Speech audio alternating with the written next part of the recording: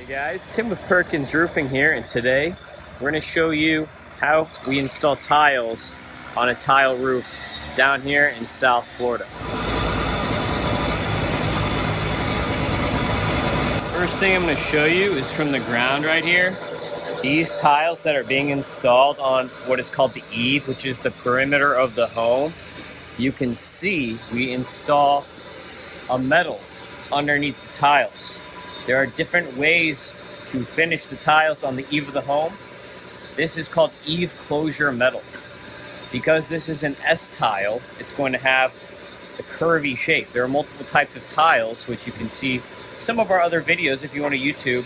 Clay versus concrete tile. These are clay S tiles. You can see our clay S tiles on the roof here. These are Verea red or terracotta clay S tiles. You can see right here, here's the back side of the eave closure metal. This is made out of aluminum. Another way to do the eave closures on the perimeter would be to pack it in with mortar. On like old school clay barrel tile roofs, you might pack this in with mortar or with clay eave closures instead of metal. So this might be mortar, custom made, and then you have to put a tool in here to create the weep hole. The weep hole here is for any water that gets underneath the tile that might get under the tile and travel down the paper so it can escape. I've seen people close up the weep holes before, which is a no-no. If you close up that weep hole, you're gonna trap moisture underneath the tiles on top of the roofing paper. Because if you remember, if you watch my clay versus concrete tile roof video, the water barrier is right here. The tiles do not act as a water barrier. The water barrier is the roofing underlayment, the paper. So you can see these red lines here. That's called marking your lines on a roof. That's so that the tiles can properly be lined up. You see how the tiles are nice and straight here? You want to mark the roof with these red lines so you can make sure all your tiles are nice and straight. See, the tiles are gridded out in these red lines. So if a tile installer is not marking the lines, many times the tiles can get wavy. Sometimes you'll see tiles that are not straight on a roof. Even the roof right here across the way has some tiles that are a little wavy. You can see it right there. I don't think they marked their lines. You can see we marked our lines on this roof so we can get nice, straight roof tiles. Right here, this is ridge metal. And this right here is hip metal. This is made in galvanized steel, which is standard, but you can also have it made in aluminum and stainless steel.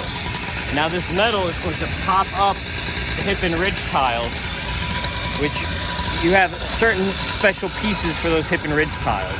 You're going to use the rake tiles or hip and ridge tiles, which are more of a barrel tile with the S tiles. I'll show you some. They're right here. You can see this tile is a different shape. This tile right here is a barrel tile. That barrel tile for S tile roofs is used on the hips, the ridges, and the rakes of the roof. Now this roof doesn't have a rake, so I cannot show you what a rake is, but if you want to find out what a rake is, you can watch my YouTube video titled Parts of a Roof. You can see the hip and ridge metal is nailed on. Generally, the guys are going to put roofing cement underneath the nails so that these nails don't create a leak when the hip and ridge metal is on. You can see the trail of roof cement underneath the metal on the hips and ridges. You can see right now the guys are cutting the small little pieces that are going to go along the hip right here. They also pre-cut these tiles already for the valley. They're not installed yet, but you can see a nice straight line right here. All these tiles have been cut for this valley. So you have to cut the tiles and we get waste pieces to hit these angles. So that's why when we do a tile roof, we are going to over order. Generally, you have to order 10% more tiles than what you need on the roof to cover the waste factor for all these tiles that are cut and we're not using full pieces to cover square footage. See the lines behind me for the foam tank.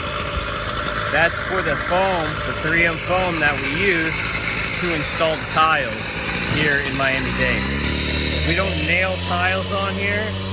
Here we use foam, and I'll get a little bit away from the noise so you can hear me. But here in Miami-Dade, we use foam to install the tiles rather than using nails. Now we'll nail our rake tiles on, and like I said, if you don't know what a rake is, watch the parts of a roof video. But those tiles will get nailed on, whereas all the field tile and all of the hip, ridge, valley tiles are going to be foamed down. And depending on the type of tile and the size of the tile, you might have different size foam patties. Miami-Dade will require either a small foam patty, a medium foam patty, a large foam patty, or sometimes 2 medium-sized foam patties to install the tile roof system. That's all going to depend on the tile, the specific tile, and the size of the tile, and what's going to be in the NOA. So you see, we're starting with this section of the roof, and then we're going to move across the roof. Unfortunately, some of the tiles, when we get tiles delivered, come broken. So the other reason we have to order 10% more besides the waste is just a breakage factor. We have to assume that when the tiles are going to get delivered, there's going to be maybe, usually there's around 50, so we might lose half of a square, which a square of tile, that square is 100 square feet, roofing terminology here. So 1 square is 100 square feet, and most tiles, standard concrete tiles, you'll get 90 tiles in 1 square. So 90 tiles for 100 square feet. These clay Verea tiles, they're a little bit longer. You get 88 tiles for 100 square feet. So they're a little bit bigger than the standard concrete tiles.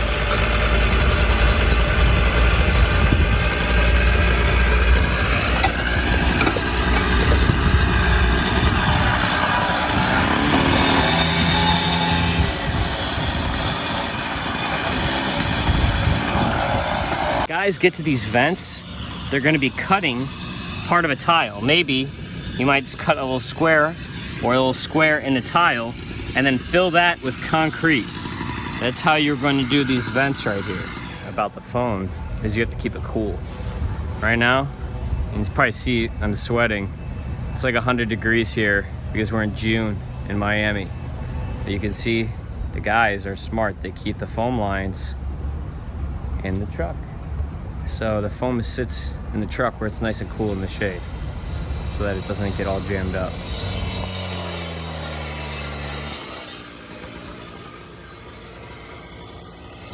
You can see the nice touch down here. And then we're gonna put those rake tiles back over the hip here. And it'll get filled in with mortar on the side. A terracotta mortar that's gonna match the rest of the roof.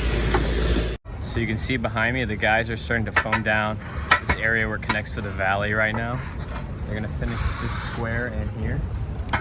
And I'll just get a little zoomed in video of how they put the foam and the tiles down real quick.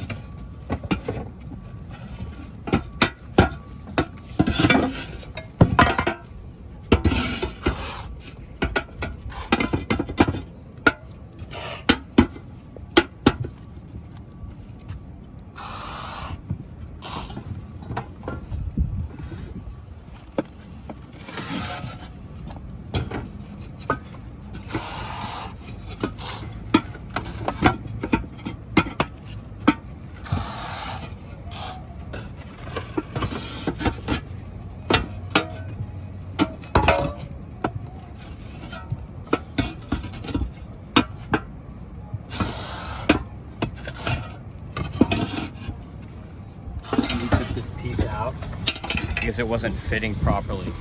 And you use a hammer to put everything in place. You want everything to fit interconnected properly.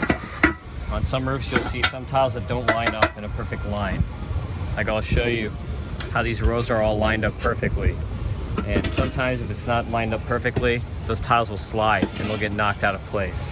So you can see the guys here, they're putting everything nicely in place. We have these nice head tiles here that are gonna go against the ridge. And this is how you do it right here.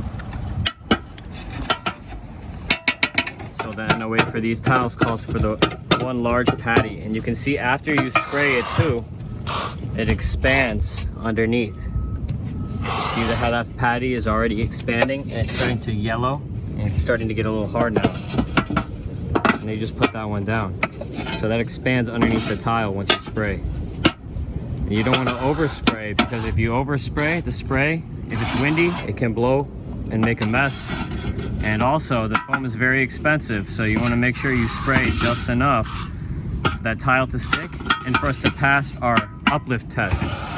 Because here in Miami-Dade, we have to pass a test where the engineer is going to come and test these tiles to make sure that they're stuck down. They just pick random tiles in each area, mark them on a map, they mark a little T on it, and that's when they do the tile uplift inspection, which is required down here when you're doing a tile roof. And you can see how straight these lines are here, these rows of tiles. This is how you install a tile roof down here in South Florida. This is an S tile. Different types of tiles are going to be a little bit different, but this is a clay S tile, and we'll come back around the end of this project to check out how everything looks.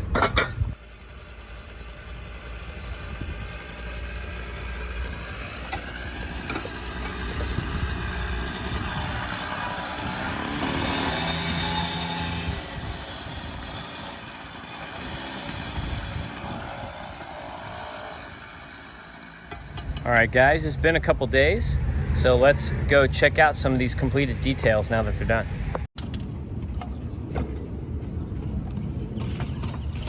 Before we jump on the roof, I wanted to show you here.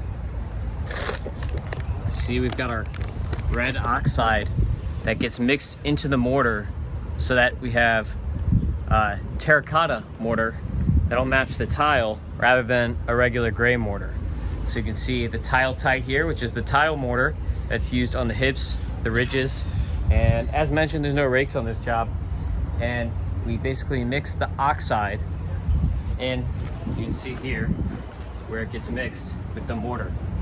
So this is what it looks like. Here's our tile mortar that we're gonna be using on our hips and ridges. And I'll show you what it looks like when it's installed.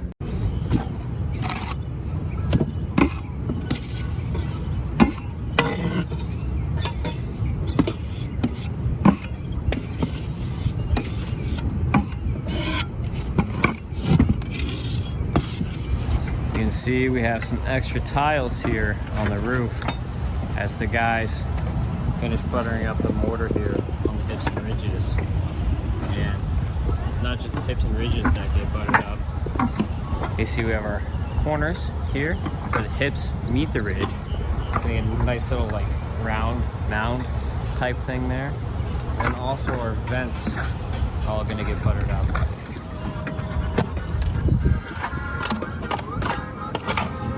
And one of the important things when you're mixing the oxide with the mortar is that you have to do it at the same rate.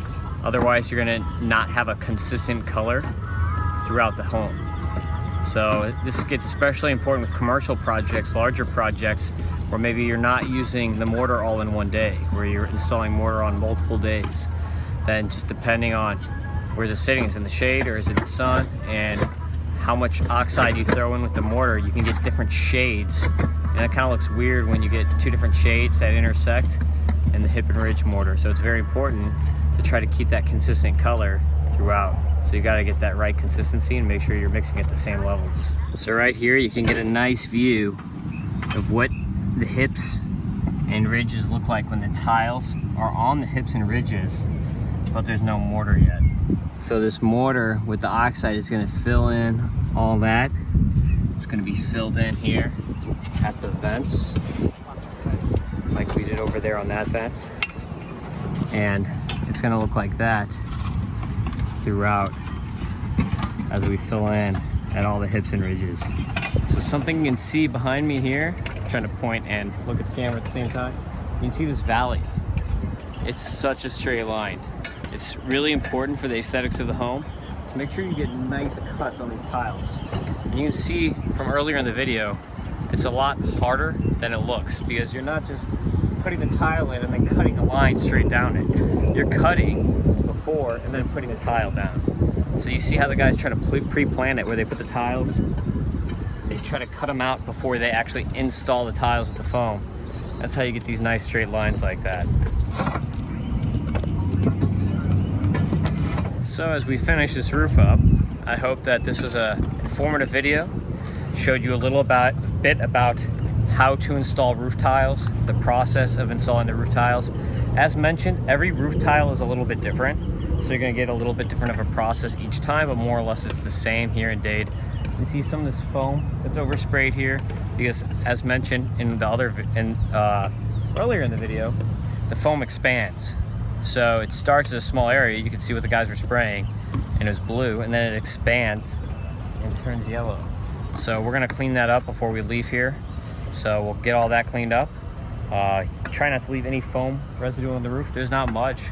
A lot of the times when it's windy, it's kind of hard because the wind will blow the foam. Even though you're spraying it so close to the roof, the wind can still catch it and blow it a little bit. But this will get cleaned up a little bit here. And we'll get all these extra tiles off the roof before we call everything a day. But this is the process of installing a tile roof. Basically, the more details you have on the roof, the more complicated it can get. The valley cuts obviously take more time, so we have to take that into consideration when pricing a roof. It's not just based on square footage. So depending on the slope of the roof, the cuts of the roof, like the valleys, how much mortar we have to install on the roof, what type of the tile we're installing. Like S tiles and flat tiles are pretty similar because you have the same size of profile and they're gonna be interlocked more or less the same way. These fit into each other pretty nice. You saw earlier in the video, the flat tiles have interlocking pieces on the ends where one will fit right over the other one. So it makes it very easy. The barrel tiles where it's pan and cap are a little bit more of a mission. And I think if you watch a couple of my other videos, you can see us installing some barrel tiles. I think in my concrete versus clay tile, I have a little video of us installing some barrel tiles, so you can see how we do that a little bit. And next time we do a barrel tile roof, I'll make a little video of the project just so you can see what it looks like. And we'll leave off here with some drone footage of our completed job here. Thank you again for watching a Perkins roofing video. Please call us at 305-MIA Roof with any of your roofing needs in South Florida here. We service Palm Beach down to Monroe counties, so we have a pretty wide area here that we service. And if you want to work with us, give us a call. Ask for me if you want to. You can talk to me on the phone. Thanks for watching. Please subscribe to our YouTube channel. We appreciate that. And we appreciate all the feedback and any positive reviews. If you like my YouTube videos, go on Google and leave me a 5-star review on Google on Perkins Roofing too. It'll make me look good. Thanks for watching.